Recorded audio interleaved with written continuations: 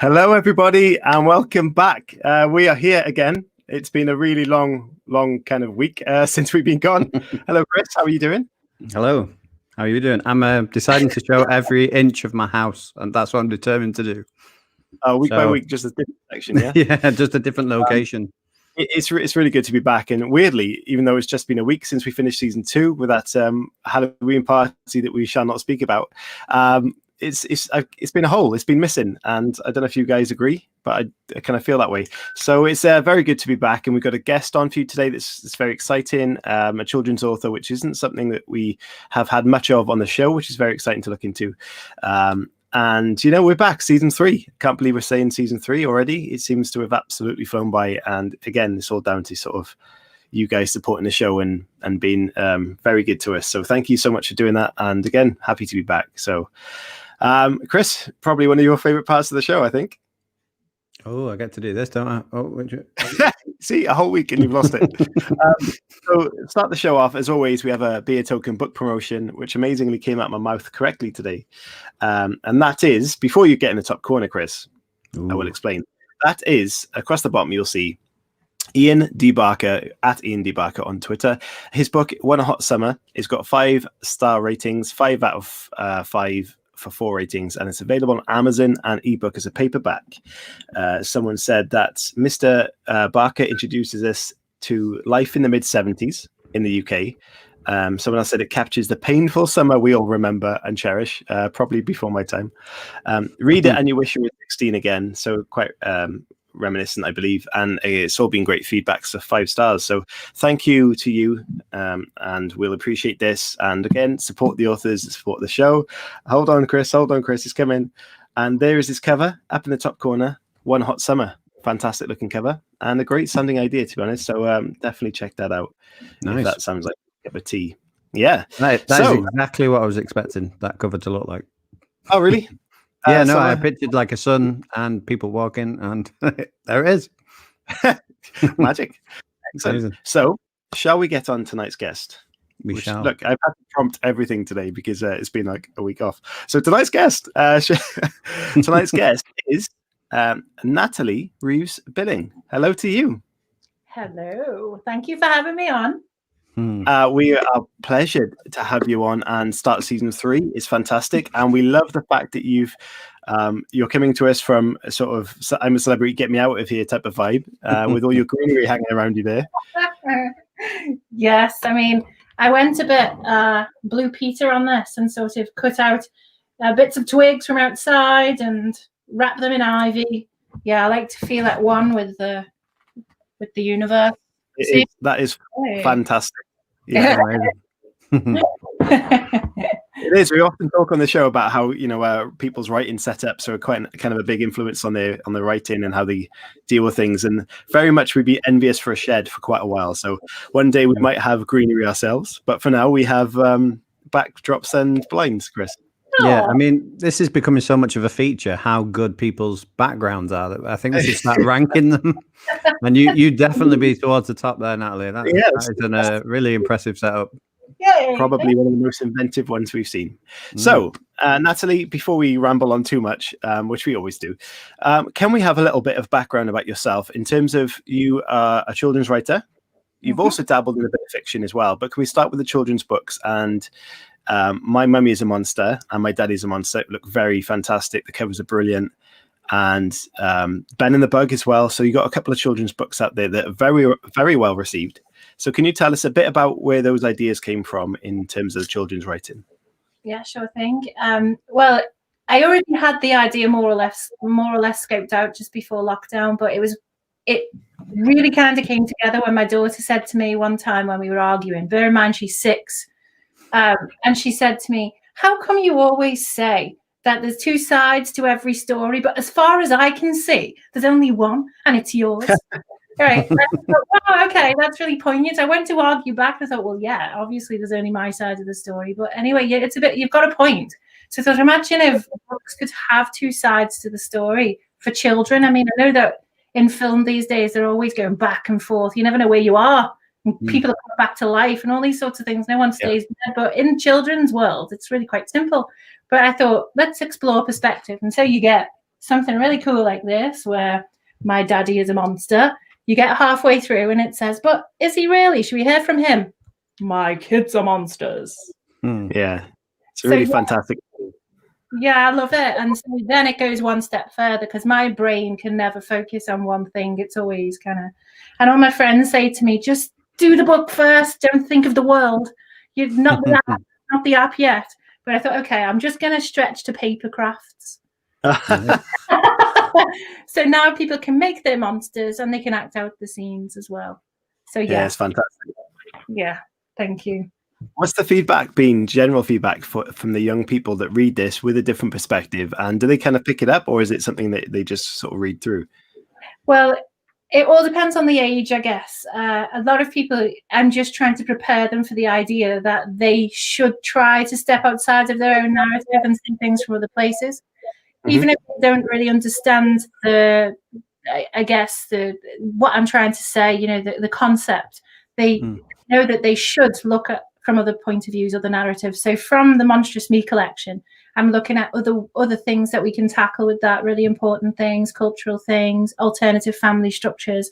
We can explore so many things with that perspective, looking through two different narratives,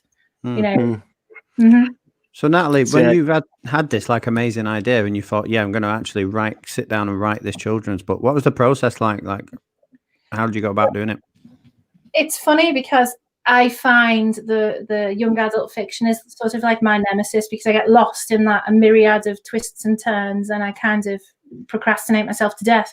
But when it comes to children's books, picture books, it almost writes itself. Once I go there and live in that world for a bit and sort of dream about it, sing about it in the shower, it's constantly in my mind as I'm walking around. And so by the time I put pen to paper, it's practically formed, more or less.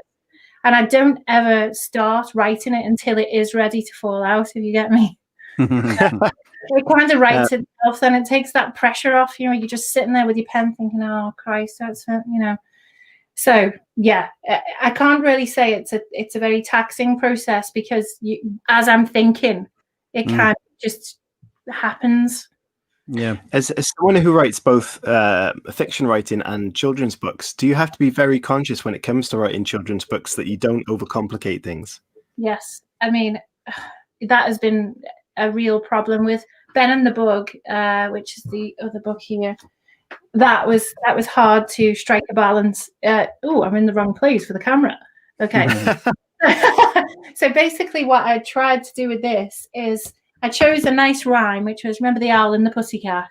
So I kind of went with that sort of familiar rhyming phrase. And I tried to change the way the bug looks to children. So here he's just like this goofy little green splat.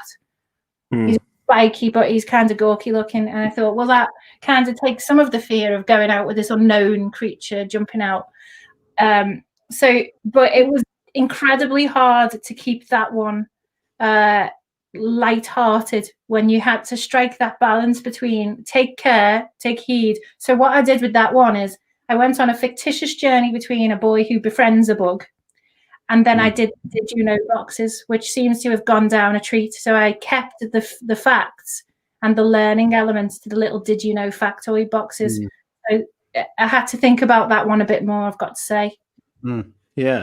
And with your writing process, obviously you've got a 6-year-old, which is a great tool to have if you're trying to aim things at people that age. Did you involve her in the process of bringing these books together, and what was that sort of experience like?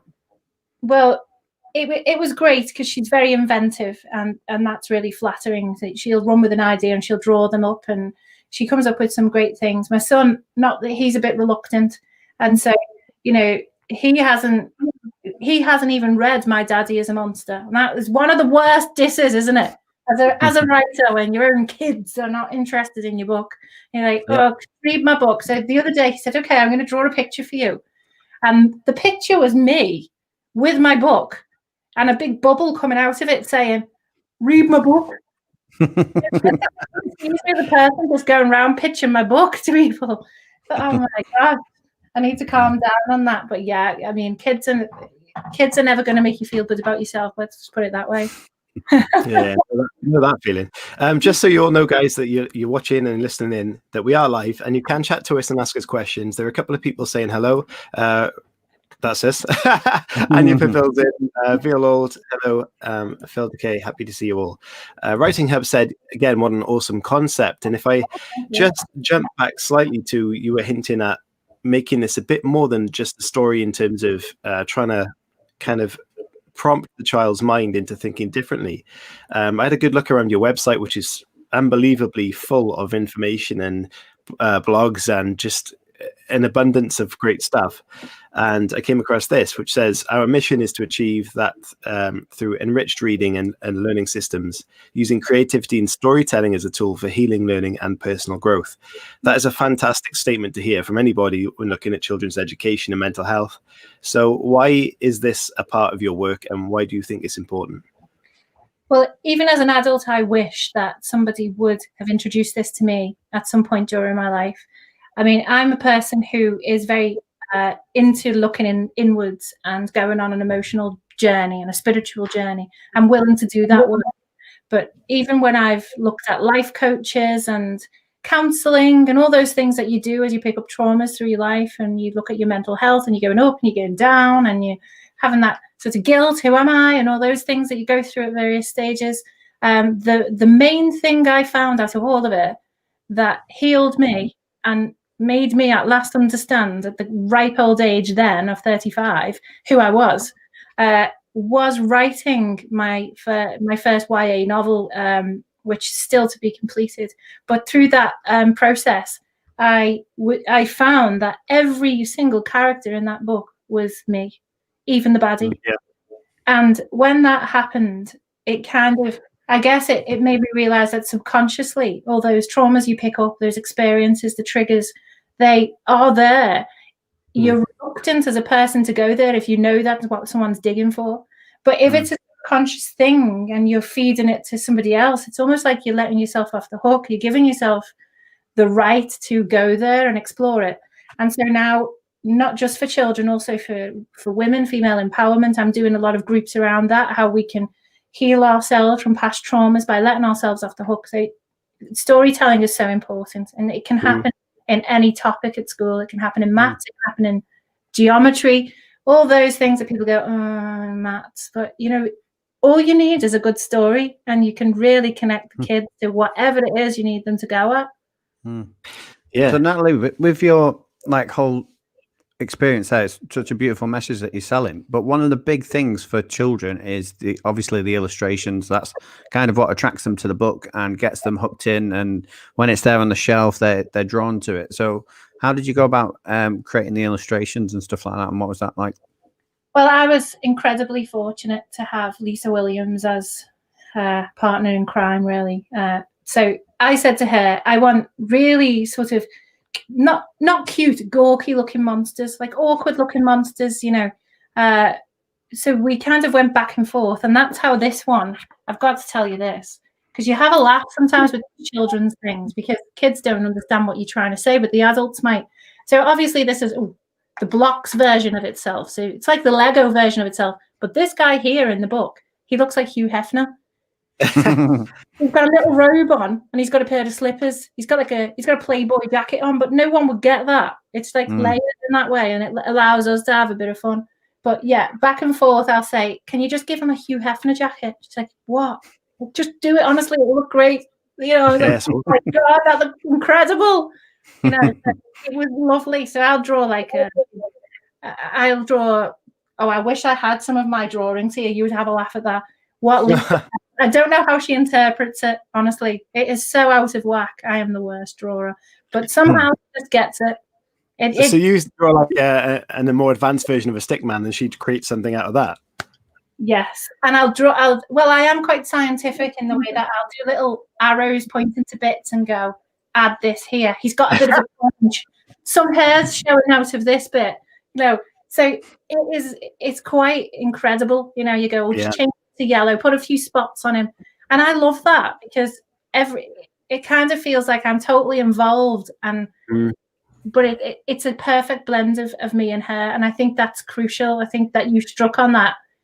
is a big thing with picture books. That relationship between illustrator and writer, it's incredibly important, because especially with us, the illustrations tell more than half of the story. It actually disagrees with the narrative in my book. So if you look into the background, you'll go, "Oh, that's not true," because look at him looking at her. He knows the score there. Very clever. So yeah, it allowed a lot of fun. Well, one of the big points that I kind of mentioned this before, and Mario's just picked it up. So hello to you that chatting. Mario says, it's magic when a child falls in love with a book, it affects them for life. Now, we spoke about how that in school at a certain age, if you were not fed the right kind of book at that right kind of time, or you are fed a book that is the wrong kind of book, then you may not read for the rest of your life, or you may miss the next best author may never evolve because he got the wrong book or she got the wrong book. So it is a really great point that Mario's making, and it's a great point that you're making, that what you were trying to create is a fantastic idea, and I think it should be praised very much so. So well done. Thank you. So Natalie, like your whole storytelling and the way that you come across is that you have a bit more of a mission than just to sell a few books and to get kids reading. So what other things are you actually involved in? Because it sounds like you're involved in a lot of things. Yes. There we go. Oh, okay. It's almost like that was intentional. Wow. So I don't even have to say anything anymore. This is incredible. You do, because it's going out on podcast, so you need to say it. Okay, so yeah, I mean, I have a social enterprise, and it's geared towards education and narrowing the education gap. So basically finding ways to get children interacting with storytelling in all its different forms, but without tech necessarily. So tech can be a thing, but it need not be a thing. That's why I'm so into paper crafts. I also have books that I'm working on that have to do with rocks, because people can go and dig up a giant hole in the garden and pick out a big load of rocks and use them as characters. So my kids have got racks full of old crusty rocks, but they love them like, here's Granny Granite. Yeah. You know, and through that, I've got them interested in geology, which I didn't think would ever happen. They're like, they know about the sedimentary rocks, the metamorphic rocks, and, you know, it's just incredible. So I also provide book bundles to schools in Merseyside who are underfunded. So I try to select places where otherwise a child might go without. And this year we're organising book bundles to go out to 10 schools for the library, and also for children in a colouring competition. There's no funding at the moment, so this is just a labour of love, really. It's important to me. I grew up in Toxteth in Liverpool, and our school was incredibly deprived, but we had the greatest time. I can't fault it, but we were really restricted with reading material. We had Jip the Cat and Meg the Rat, and that was it until we were 11. It was so dull. And so, yeah, anything that can get kids reading, because especially now they need to escape somewhere, and they can't escape out there. So they can escape somewhere inside their own head, and it's a beautiful ability to have to take into adulthood. Yeah, I love it. I think it's a fantastic idea. Really do. Can I just, there's something else on that part of the website that talks about your more personal side of life. And if you don't mind to read that out. And it says, Natalie enjoys map making. Interestingly, pranking people. Oh, wait. Oh, okay. I'll take that back down in a second. What's this? Map making. Literally making maps. Yeah, this is Can you hold that a bit closer? Well, I don't know where the camera is. I don't know left and right, the other way around. Forward, left. This is like the Crystal Maze again. Okay, so let me tell you about this. Sometimes if the kids want something bad enough, like a treat, I do one of these diagrams, and they have to follow it to get it. So basically, they have to do the work. They have to do some exercise, get out into the nature, and find the things that they want. It's not simple in this house. Like you said, that's just a way of getting rid of your kids for half an hour, surely. Yeah, you get their breakfast, you get a scroll. Yeah, that's amazing. Get the scroll. You know, where's my breakfast bowl? Get your scroll. That is fantastic. So again, your next point: pranking people. I love pranking people. Okay, so have you got any good ones? I can't wait to bring you into April Fool's Day, because April Fool's is my time of year. So, like, I work on that for months. I'm that sad. I really am that sad. So, basically, I can't let you in on it. Have you got any past ones that you can let us in on that you can just? Yeah. Okay, there's one that you'll never imagine people will fall for, especially since I do this every year, right? But people forget. People are incredibly docile when it comes to this. So, I don't know how they see it coming. I go, I'm definitely going to be caught out here. So, like, I've had a condition. I can't remember the name of it, but I did research it. And basically, it meant that I was starting to develop characteristics of a fish, including smelling like fish. And I was incredibly, I'd actually photoshopped a segment of my leg with scales on, and I developed it over time. I started hiding away, and then I started to be seen with little bits of wrapping across myself. So you'd see me with a top, but a bit of bandage coming out. And they'd be like, what's going on with her? Have you seen Natalie these days? And so on April Fool's Day, I released about this condition I was suffering from. I had about 300 comments of, oh my God, you're so brave sharing this. Oh my God, I hardly wanted to let them in on it. I felt gutted at the end because sometimes you take it too far, don't you? And you go, have I? Incredible. Yeah. So there's been so many. Yeah, so many. But this year. Yeah, and you said pranking's so much fun. And Mario says, I love to prank my fellow teachers at school, especially in front of the students. I think that's a bit harsh. What about you, Chris? As a teacher yourself, do you ever get pranked in school? Yeah, I've been a part of a few pranks myself. Tinfoil in people's rooms are my favourite, but it requires a lot of tinfoil. Yeah. So, what happens then when you just tinfoil everything? Like everything, individual pencils, everything, the whole thing. I've never even thought of this. Yeah, wow. And if you've got a small office, filling it with balloons is hilarious. Oh my Lord! Just get in early, fill it with as many balloons as you can, and then when they open the door, just poof, with balloons. It's brilliant. That is fantastic. Oh my God, we're in good company here. So. Okay, we've jumped ahead here. We normally get silly a bit later towards the end of the interview, but can we very quickly go back to where did writing come from in your life in the first place? When was that a thing that you thought about, and how did that become reality? Okay, so I started as a songwriter. That is my trade, really. But it's also very bittersweet because it's the thing that I tried to crack and never really did. So I was a songwriter at my college.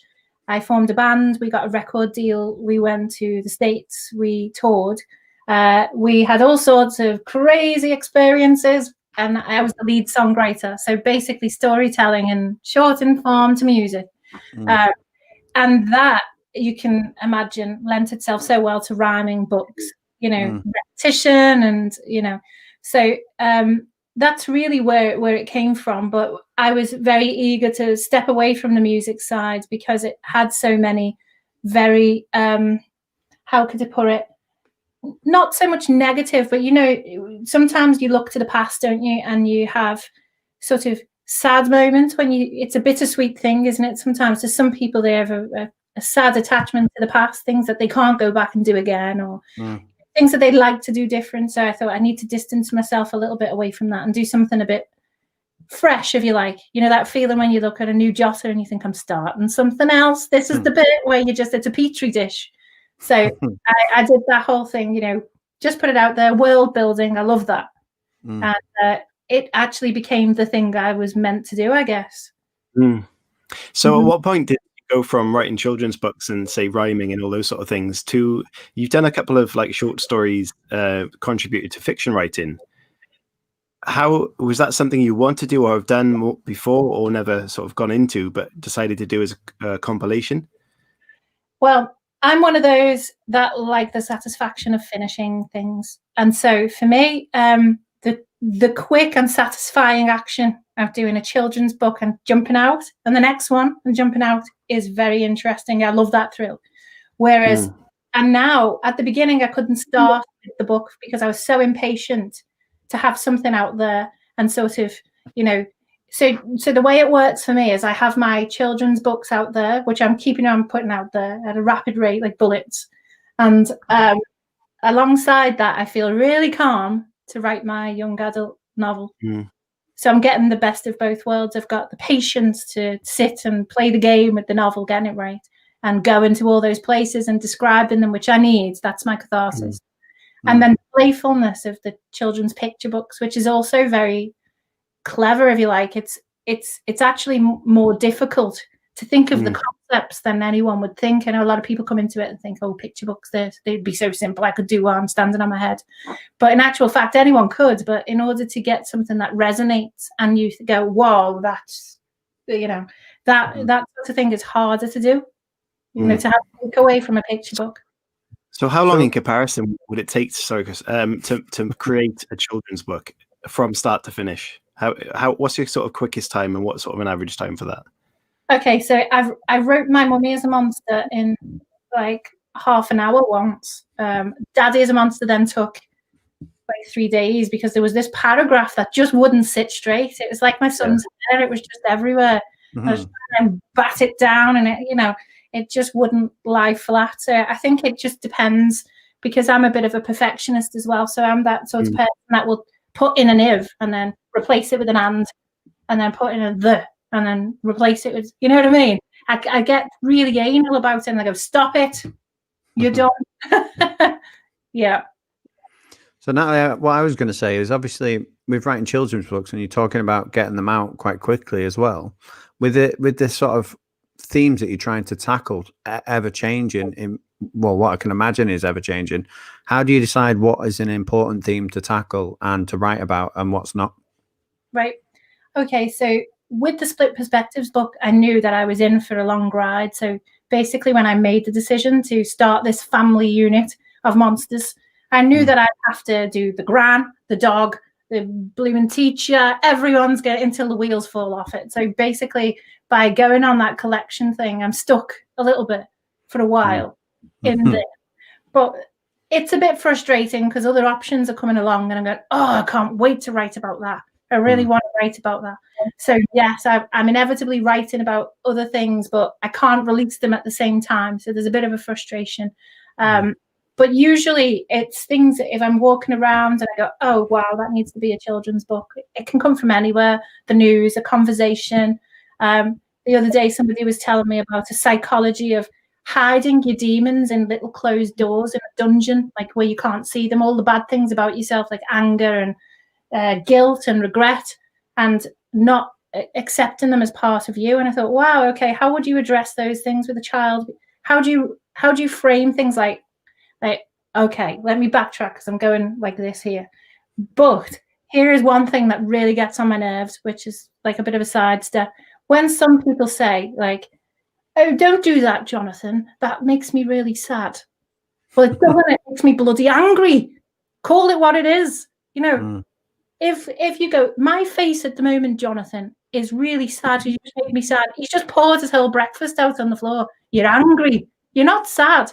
And if he doesn't look at your face and recognize that that's anger, it's okay to feel anger. I think for me, my books are about being open and honest about our emotions and having an honest space to go, I'm really angry with you right now, And so for me to look at the psychology that we are not used to looking at until we're in our midlife crisis age, I want to do that much younger, where you say, well, anger is actually a crucial part of our makeup. Anger is the reason why we vote. Anger is the reason why we look at things, injustices in the world. It's about how much of that you take and how you use it. So it's not about locking it away, because then what if you got your numb, aren't you? Before we move away too much from the last question, Lala loves on the chat, and she said, what's the genre for the YA work in progress, or the YA work that you've released already? Okay, so it's a contemporary fiction based on my life growing up. It's called The Daisy Chain, and it's quite a deep one. So it's one that I've not been able to address while this is the complexity of it. Because if you're dealing with it, which is very close to the bone, it's quite hard to then flick into the playful world of children's picture books. So I have to pick and choose when I do that. You know, it's a bit too mindset. Yeah.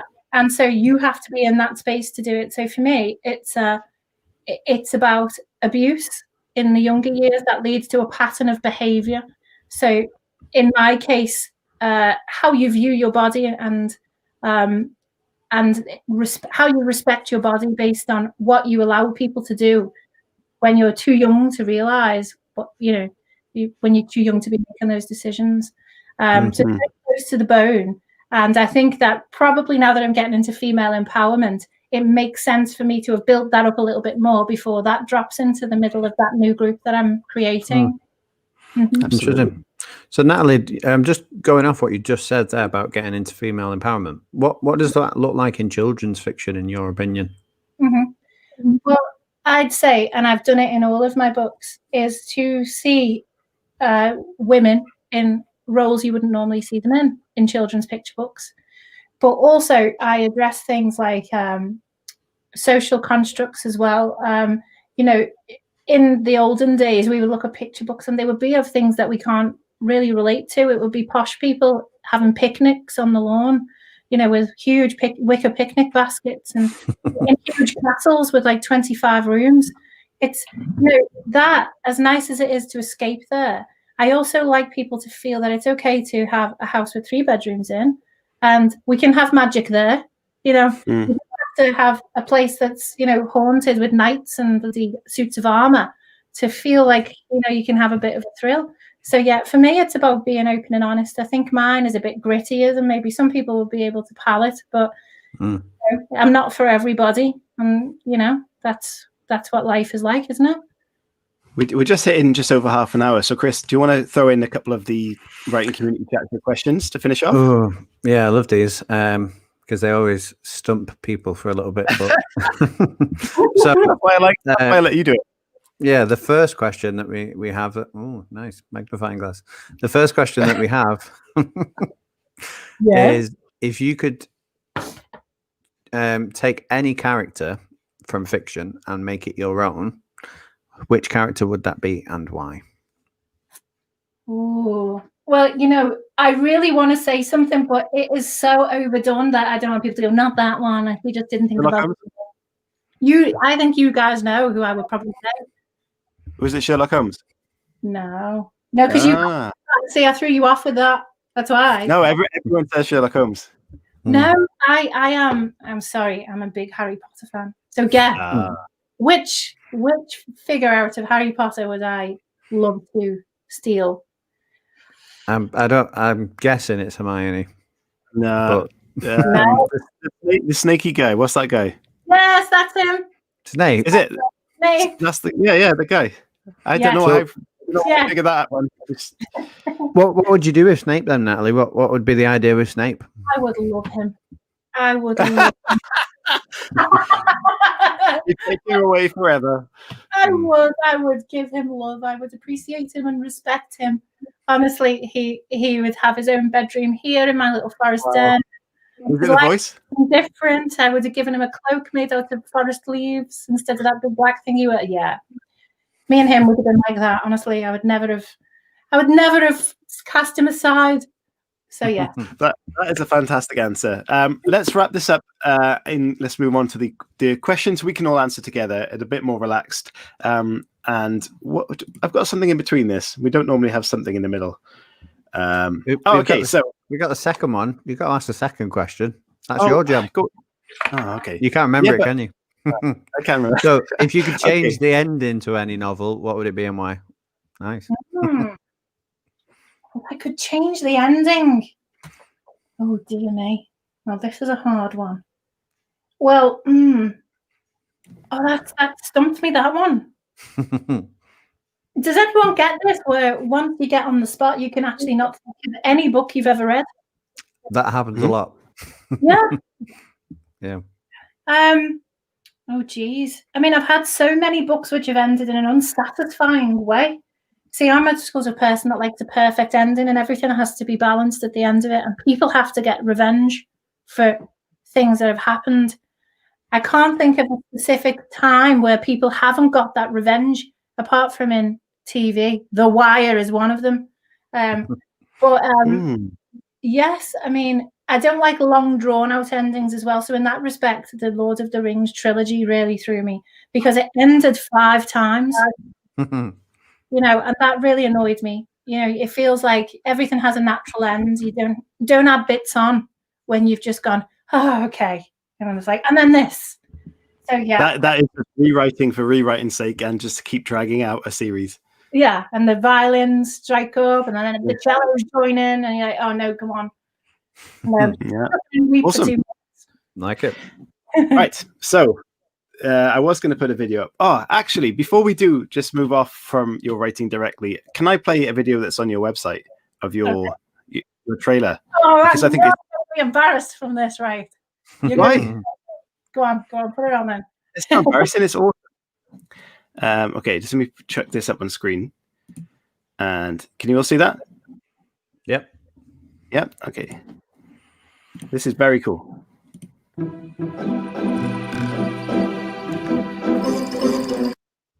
Oh. Go. My daddy is a monster, but no one can see. My children are monsters, as children will be. But monsters where's his family? And even monsters can be special, just like you and me. The Monstrous Me series is a perspective. Pain, children will ever and well-being.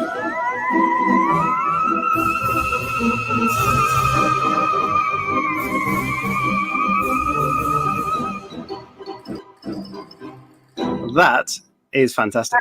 That's spooky. Well, that is a really cool video, and it does. Sorry, looking at the comments there. It does reveal what we were talking about, how the different perspective comes into play and all that great stuff. So if you're interested in that, guys, check it out. And we need to move on slightly, otherwise we're going to run late. So next, new family member from the writing community. And okay, we had the last week off, but Chris did actually tweet this week someone that was a new member. But I found another one, and this is because that they've commented on one of our tweets today about NaNoWriMo, which we'll have a chat about NaNoWriMo in a very few seconds. Very few seconds. I'm losing it. So, Natalie, is there something that you like or dislike that you would like us to tweet this? Because our tradition is we find a new writing community member, someone's that's new into the family that hasn't got many followers. We follow her, him or her, and send him or her tweets of something random, gifts. So is there something that you'd like to send them? Yeah, like I've been moaning today about dry hair shampoo, so I would like to send them that, because that is fantastic. It's a scam. You can't get to the bottom of the bottle. You can only use it once, and it just wets your hair. And yeah, I've just been moaning about it. I've got 4 bottles. None of them work. How are they selling these things?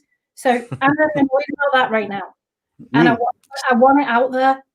So everyone that's watching right now, get on Twitter, open another tab, and find Sandy Butchers at Sandy Butchers, BUTCHERS.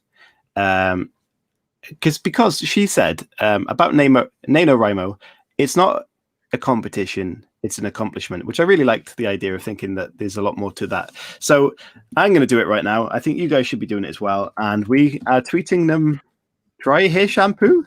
How are we going to go for that? Let me see. Is that the right one? Yeah. Right, okay. Dry hair shampoo. To be honest, I'm not optimistic about there's going to be a gift for this. Dry hair shampoo. We'll give it a go. Sandy Butchers. Follow Sandy Butchers. It's a lady. She's got 1,557 followers. Okay. And tweet dry hair. All right.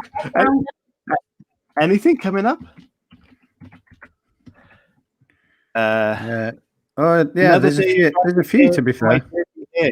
Oh, that's going up there. And just like love from the WCCS. All right, yeah. There's loads of them. Oh my god, everyone's feeling the same pain. Who knew? Definitely. Wow, I've got a new community there. Yes. Yeah. So while you're doing that, we're going to have a little chat about NaNoWriMo. I keep calling it NaMoWriMo, but it's not that. Natalie, is this something that you've done or have an opinion on? Okay. Right there. Let me see. What did you say? I was in the middle of tweeting. I tried that. Just do dry shampoo. Okay. I said, NaNoWriMo, is this something you've ever done, or is it something you have an opinion on? No. Just no. It hasn't. Just no. I've seen it going around, but no. It's not been able to factor into my life at this minute. No worries. We have some comments here. Jay, this is the lady that on the Halloween party, when I was a little bit intoxicated, I kept calling Jamie, which I apologize for. I believe her name's Jamie Farrelly. I'm doing my first proper November in Nano. I successfully completed Camp Nano last year. It's a lot of fun. There's a lot of support from other writers, and my regional community is great. So that's a good story. Yep. So another one. Amy Ollerton, at Amy Ollerton, _Ollerton. My NaNoWriMo had been going really well until my puppy decided my laptop charger would be a great chew toy. Oh, that's probably not good, especially if it's plugged in. No. Not great. And unless of course, might suit him then. Evelyn Parish. This is my 5th time, and the first one I've done as a plotter. So much better mentally than my years as a panzer. Team plotter for life, and that is a big statement, Mr. Parish, because that's Mrs. Parish or Miss Parish. Miss or Mr. Evelyn? Is that what name is that? Evelyn's definitely a female name, mate. I'm sure you just said my years as a panzer, though. I'm sure you said Panther. We're clearly as a panther. I'm a panther. It's a thing. Anyway, so that you are leaving behind the panzer or panther moment. You confusing me now. 4 plotted. I think that's a big comment to make. I really think that's you should think about the consequences of saying that. Okay, Madeline Ackley. I'm doing well this year. A little ahead. NaNoWriMo saved my writing soul. And again, that's a big statement to make. So, Chris, have you an opinion of NaNoWriMo? Yeah, I wouldn't do it personally. I don't like the idea of like putting a constraint on yourself and a certain number that you need to get to in a certain time. I can't see that being healthy, to be honest. Well, I agree. Last year, I wrote the majority of my sequel to NaNoWriMo, and it started off fantastically. I wrote loads and loads and loads. Then it got towards, like you said, towards the end of the month, and I felt like it was a chore. So that was the last time I did that. But it seems to have a good effect for some people. So let's move on to the questions. Are we going to play this video? Why not?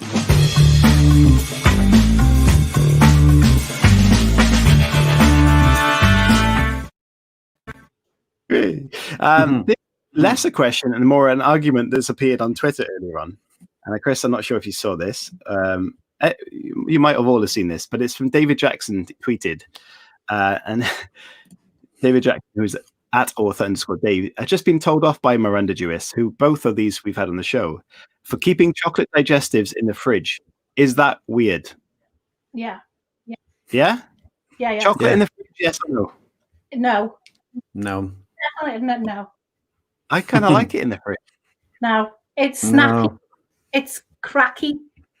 You know, and it's too hard. Yeah. No. It's snappy and it's cracky. You definitely like a rhyme, Natalie. Anyone on the chat would. We're talking about trench coats now on the chat. I like a nice trench coat. Don't encourage them. Yes, very weird. Chocolate in the fridge. Well, I don't know. I think I'm in the minority. Wouldn't the biscuit bit go not biscuity and more? Yeah, and it's more durable and dunk. You know. Yeah, it would. Yeah. You know, it'd be like putting an ice cube in your brew. Yeah. Well, iced coffee, you know. Okay, next question. I have a question for you all. What's your favorite writing snack? I'm a fan of almonds and cheese sticks. Hopefully not together. And that is from Rosie, who's a Nano coach. So I stole that off their page. Please don't say that's together, because that is disgusting. And I know, Natalie, on your website, you say that jelly beans is also one of your favorites. But clearly today it's which are like cheese sticks, right? Yeah. It's the perfect way to get a Trumpy tan.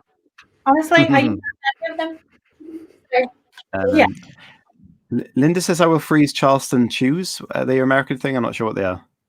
No, Charleston Chews. sounds nice. That sounds like a person. Yes. Maybe that's a bit of a murder inquiry. Put Charleston Chews in the freezer. Yeah. This is another thing that goes in the fridge for me, and it's jelly tots that I like for my writing. But they go in the fridge too. Why? Because they're nice cold. No. So Natalie, doesn't, if you eat when you're writing with a pen and pencil or typing, doesn't that make everything cheesy? Well, I do have wipes in the drawer, but I do prefer to suck my fingertips. See, but in this day and age, it's not right to suck your fingers, you see, because everyone's so, on it, and your fingers always taste of blooming hand gel. Yep, that's true. Halo, who's got Nick Cage Duck going on, says beer is a great snack. That is true. Yeah. Almonds are great as espresso beans. Chewing on espresso beans. That's a bit extreme. Yeah. They're a bit. Yeah, that's torture, but almonds definitely I'm with her. I'm not sure if this is in reference to anything, but Linda just says marshmallow covered in chocolate. That was it. Why not? So is tequila. Oh, how did I know that was going to come out there, Anya? So, what have I done now? Okay. Eric S. Kim, a question for the writing community. Are you currently writing a series or a standalone novel? Chris? Standalone. Yeah. I think there's too many series out there at the moment, to be honest. So I like a good standalone. Natalie, thoughts on standalones or series? I'm stuck in at least 6. And I'm only on number 3. So until I get let off the hook, halfway through a big adventure. Anya's cleared up something for us there. She said, Charleston Chews are marshmallows covered in chocolate. So I take it back, Linda. You aren't just blurting things out. I am currently writing a novella, which is definitely a standalone, whereas my last work was a series. So both. Dabble in both. This is something, I'm a lone wolf and a panther, so it's confusing me. Tequila is a great snack. So we got one question here that might be able to be answered by some people. It may not be, so we'll ask it and see what happens. There weren't many answers on it, so this is why I brought it up. Same-sex parents, can I ask you a question? Do your kids call you both mum or dad or something else? I want to get it right in the story I'm writing. And that's from Eva Wright, which is Paranormal Junk 2. Anyone on the chat or anyone have an answer to that? Because I certainly don't, and they didn't have many responses. That's a great question, though. It is a great question. Yeah, that's interesting. I'd like to know that myself. But I guess everybody has different ways of handling and labeling it, depending on what suits them, I guess. But it will be interesting to find out. That's one I'll be with. Mario has responded, and he says Papa and Dad. Hey, lovely. Papa. Nice. I'm just going full Italian stereotypes there and thinking of Nicole, the old adverts. Mario. Good. Thank you for answering that. And if you guys have got any more questions at all, please send them in, because I'm flying through these. Writing tip: even pansters need to plan. Novel Factory is our affiliate, so if you're looking into a software, have a look at that. He says, I don't have kids, but that's how my friends do it. Okay, cool. Thank you. So going back to the guys on the chat, if you want to send questions in, Mario says I can call him Papa. Thank you. Sure you can. Cool. So, Chris, how far along are you with your new work now? Is that still going ahead? Is it kind of a serial killer book? Yes, it's still going, but I'm very much in the reading phase at the moment. I almost finished writing it, and then I decided I wanted it in second person because it sounded better. So I'm redrafting the whole thing, but I'm very much enjoying some new books at the moment. The what am I reading at the moment? I've got a few. Michael Connelly's new book just came out, so I've got that and started reading that this morning. Pretty hooked onto that, and I've got loads from the writing community that I need to read. I'm halfway through Halo's book, which again is pretty awesome. So yeah, and obviously mention children's authors. I'm reading to my son every night, at least a couple of books, so got to get that one in there. I will definitely get that in as well. I think my daughter would love that. My mind is going blank. Right, I'll ask one of these questions when it comes back. No, that's what I was going to say. If you guys are watching this, you may have interacted on this tweet already from the Writing Community Chat Show Twitter today. We are releasing our newsletter on Friday this month. And if you want your book featured on a whole page of its own, then please engage with that tweet. And you may be selected to have your book in there. So get involved with that. And we've got a couple of questions that are coming in. Thank you, guys. If you could have dinner with any dead author, who would you choose and why? Do they have to be like just dug up and kept next to you, or are they going to come back to life? What's the situation there? It might be a bit smelly to have dinner with. Chris, go on. I remember last time when I answered a similar question, I said an author, and you actually wasn't dead. So, and you ask every author when they die what they want to have accomplished. So there's a bit of a weird thing going on there, Chris. Yeah, I do that. That is a great question. We can actually ask Natalie that question. So, Natalie, before you answer the question that Anya's kindly gave us, when you die, or just before you're about to die, and you look back on your writing history and your author career, what will success look like for you, and what will you be happy with? I think doing it my way, that I followed an idea and saw it through to the end without compromising the things that matter. So whether it works, whether it doesn't work, I think that's the most important thing to me. And how have you experienced that a lot so far in your career? Like, have you found that things have gone quite easily, like your way, or have you had some challenges where you've had to sort of let things go a little bit? Well, I've found that the more that you change something that you're connected to, it stops feeling like yours at some point, where there's too much of someone else's influence in there, and you stop caring about it as much. And so I think that the way that you interact with it, the way you talk about it, and the power that you have to make other people believe in that, I think that diminishes the more you allow other people to jump in on your concept and change it too much. And so, yeah, it has happened, and usually the wheels have run off those things. And the things that I've stuck with, even sometimes I feel a bit, is this the right thing to do? But generally, if you stick with it, it comes round, and you do get the followers that you're meant to have.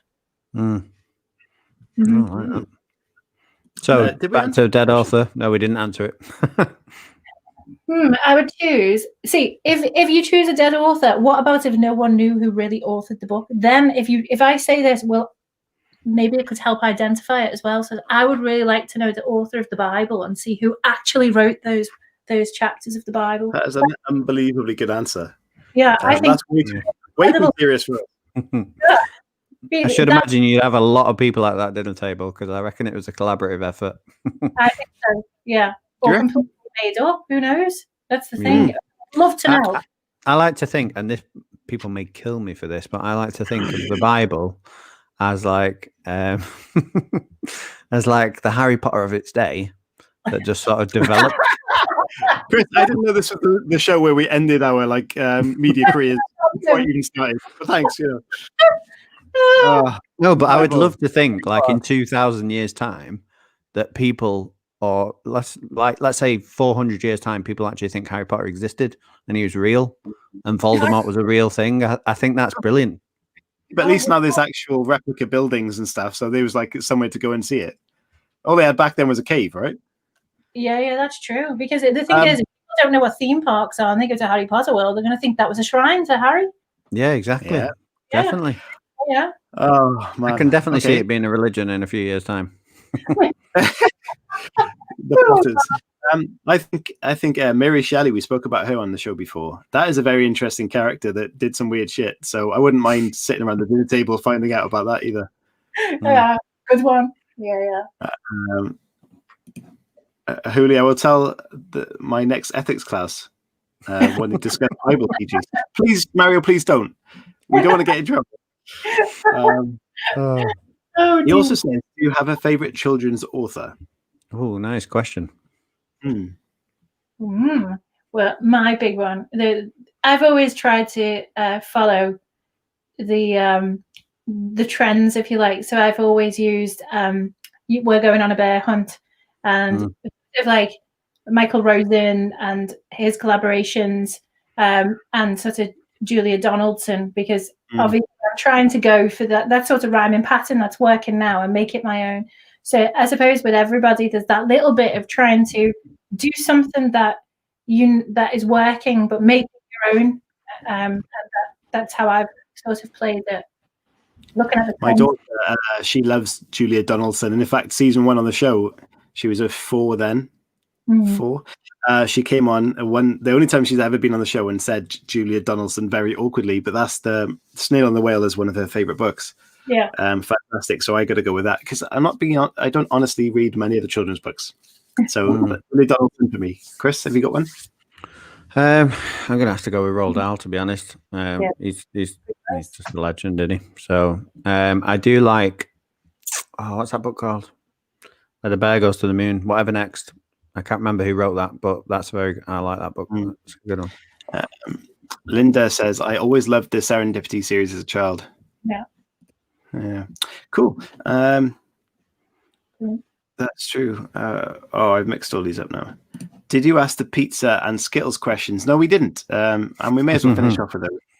So, taking it back all the way to season 1, we've got a couple of do you prefers. Originally, this was a standoff between the Chris's because one Chris liked something, the other Chris didn't, but now it's just a whole bunch of questions. So the one that did split everybody, and we still talk about this stupid question, pineapple and pizza, yes or no? Oh, I'm a bit of a change merchant on this. I was a lifer of no. I was a lifer of no. And all of a sudden, I've converted in the last year. Yes. So I am a yes now. Wounded. You went to the dark side. That's what you do. So this question just got a lot deeper. What happened?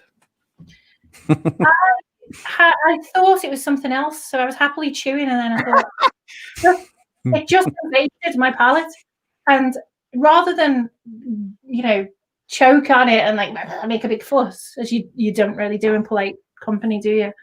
I decided to just go with the flow and mix up the tastes a little bit and sample things, and I thought this isn't so bad. And then after that, I actually branched out to dipping my poppadoms in mango chutney. What? Yeah, that's incredible. But you're like, after all this time, you've just been eating something or avoiding something you actually liked. That's incredible. Yeah. No, they're not happy with this answer. No pineapple. Is that vertically? Great. Yeah, you're on my team with that. I was team pineapple. What else? I can't even remember what we were saying. What other ones did we have, Chris, that were battles? Galaxy or Dairy Milk? Yeah, that was one. See, can I have what were the ones with the nut? The whole nut and the nut and fruit one? Is that Dairy Milk? Yeah, Dairy Milk. Dairy Milk. Is it the Dairy Milk people who do fruit nut? Is it? Yeah. Oh, I'm on that side then. Galaxy, I don't know. It sickens me a little bit. Was Galaxy even a thing you just asked me? Or have I just made that? That's the thing. Yeah. That's the thing. Velvety chocolate, one of those. Like oil. Oily? Yeah. I get you.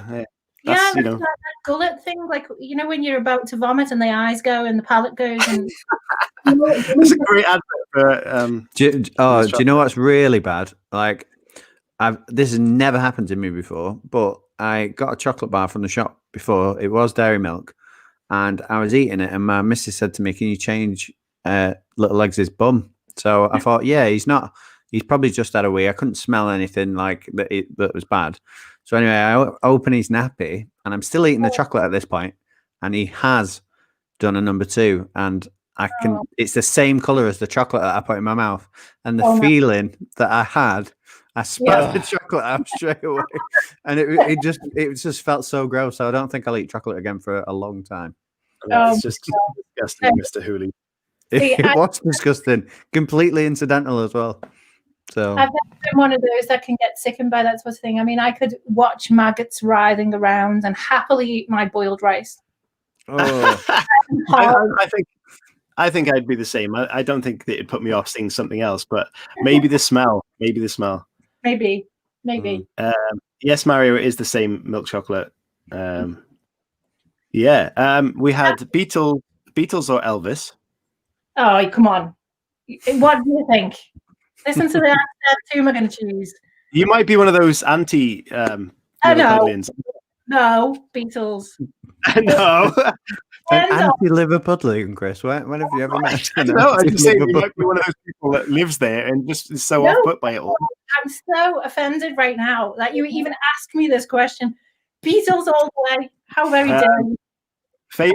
Favorite Beatle? John. I shouldn't say that.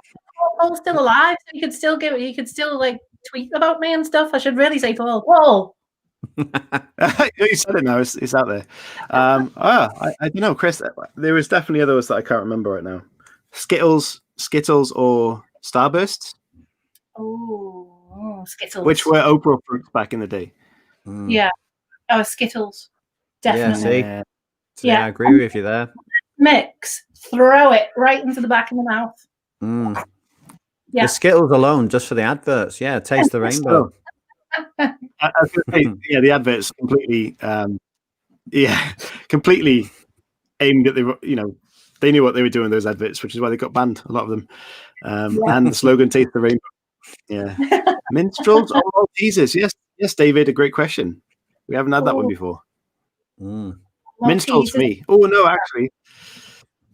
That's too hard. Well, you can put that on your tongue and you can just suck them gently, and this is a different type of show, but then they can just dissolve. Yeah, should be charging for this show. This is going on the Patreon. I don't know. The thing is, I crunch a Malteser, so not so much. That's a tough one. That is a tough one. Yeah, you can your lip, can't you? And you can sort of, Has anyone seen Ed Sheeran fitting 36 Maltesers in his mouth? Oh no, I don't want to see that. No, it's quite impressive. I'll move on from that then, shall I? Oh, dear me. Natalie, you were talking before a little bit about your obviously musical background. Who are your? This is sort of a mixed question. Who are your musical influences, and then who are your fictional influences? Okay, so I love Queen of all things. I love Freddie Mercury so much. Obviously, I love the Beatles. I know every song. My daughter knows every song. So yeah, I would say, and also Marvin Gaye was a big one for me.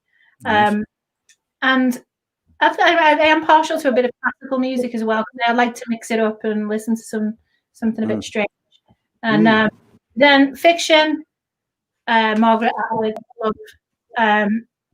And obviously, I'm going to sell out and go down the J.K. Rowling route, because boy, that's my go-to thing. If I just need to just go somewhere, I will go there for a bit to Hogwarts. So on the back of that, I'm going to ask you two other questions.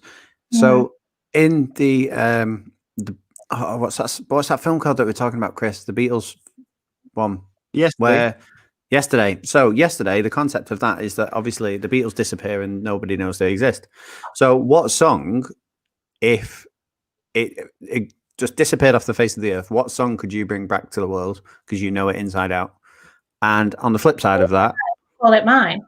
Yeah, that you could plagiarize and call yours, but that you could get it right, and so you remember it. And then on the flip side of that, what book, if again it disappeared off the face of the earth and you got to have that idea and make it your own, and bring it back to the world, what would you choose in both capacities? Well, the first one would, that's a tough one. You're asking me to choose a Beatles song my best Beatles song. Oh, geez. Okay, so I would have to go with All My Loving. That makes me feel so happy. Me and my daughter have a little, da da da da da da da da da da da da. That one. So yeah, that one I would bring back. And on the fiction writer, obviously I've got to write the Harry Potter series, because I can buy a castle and go and live there. Can I? And have tree houses that look like my house. So yeah, of course, I'm going to sell out and go that way. Nice. Like it. Awesome. Right, I think we are 5 minutes over the hour. I think we can wrap this up very soon. But before we do, Natalie, where can people find your websites and books and all that sort of good stuff? Okay, so you can go over to nataliereevesbilling.com and just hit the store, and you'll be able to see everything I've got on sale there. I've got Christmas cards, I've got paper crafts, I've got books in various formats, and soon I'll have paper craft books, so you can cut out all the characters and the scenes and everything.